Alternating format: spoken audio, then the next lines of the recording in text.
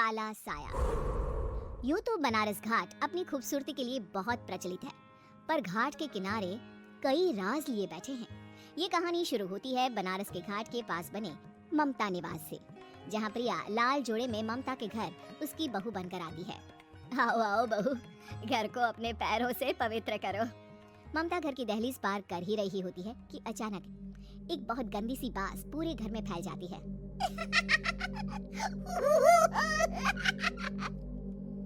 ये बदबू और ये आवाजें, ये कौन हंस रहा है माँ?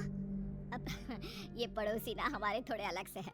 कहाँ हम शाकाहारी और ये मांस मच्छी खाने वाले। छोड़, तू ध्यान मत दे और गृह प्रवेश कर। और हाँ बहू, अपनी सास की एक बात हमेशा याद रखना, इन पड़ोसियों से तो कभी बात नहीं करेगी। अच्छे लोग नहीं है ये। अपनी सास की ये बात मानेगी ना बेटा? हाँ माँ, जो आपकी मर्जी, मैं उनसे बात नहीं करूंगी। अगले दिन प्रिया अपनी पहली रसोई बनाने रसोई घर में जाती है। ये छोटी बात तो नाक में जा रही है। एक काम करती हूँ, खिड़की खोल देती हूँ। प्रिया खिड़की खोलने जाती है। इतने चाले, लगता है इस खिड़की को कभी खोला ही नहीं गया। पर ऐसा क्यों? ओह, नॉनवेज की स्मेल आती होगी ना। 2 मिनट के लिए खोल लेती हूँ, फिर बंद कर दूंगी। प्रिया खिड़की खोलती है। खिड़की खोलते ही उसकी नजर सामने वाले घर की खिड़की पर पड़ती है, जहाँ एक लड़की खड़ी होती है। हाथों में मेहंदी, लाल रंग की साड़ी, बिल्कुल सजी धजी, मानो प्रिया की तरह ही वो भी नई नवेली बहू हो। वो प्रिया को देखकर मुस्कुराती है। हे भगवान, माँ ने तो इनसे बात करने को मना किया था।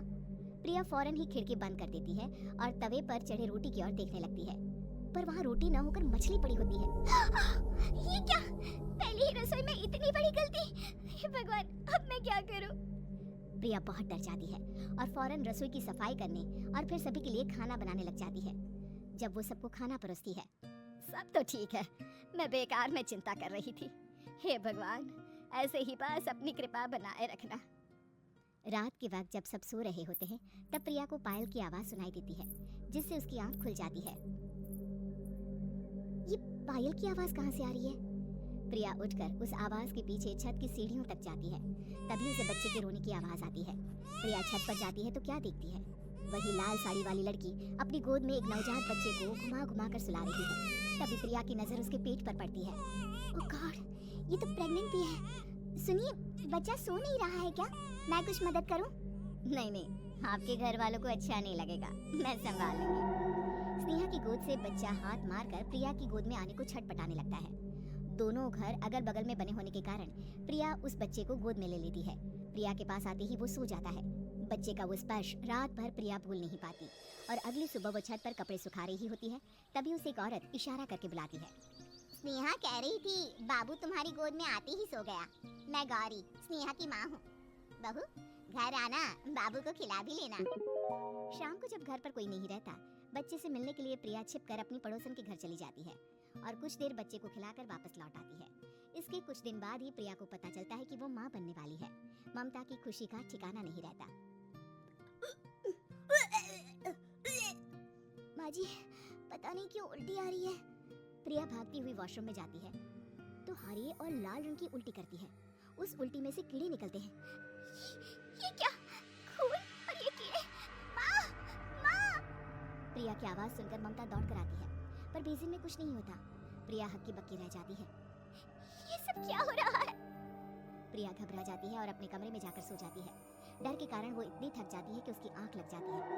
तब उसे ऐसा लगता है उसके पेट पर मानो कोई बैठा हुआ हो। कौन हो?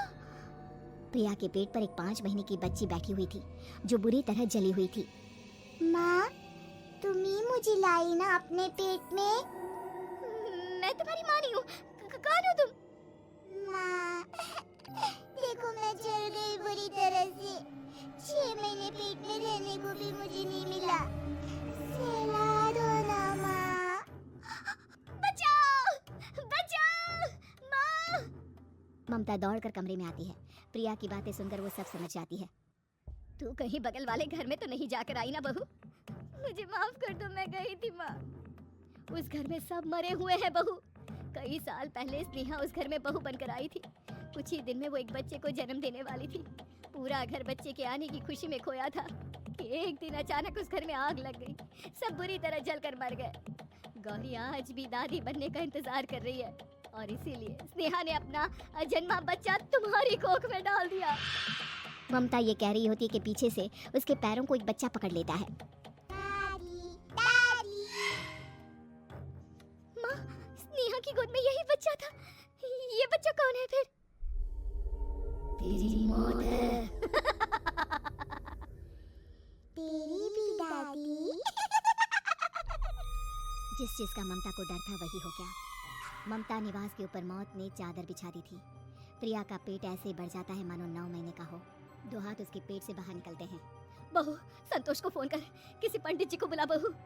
प्रिया का पति भागता हुआ घर आता है। ये तो होना ही था माँ। तेरा पाप तेरे सामने आ गया तो तू सह नहीं पा रही है।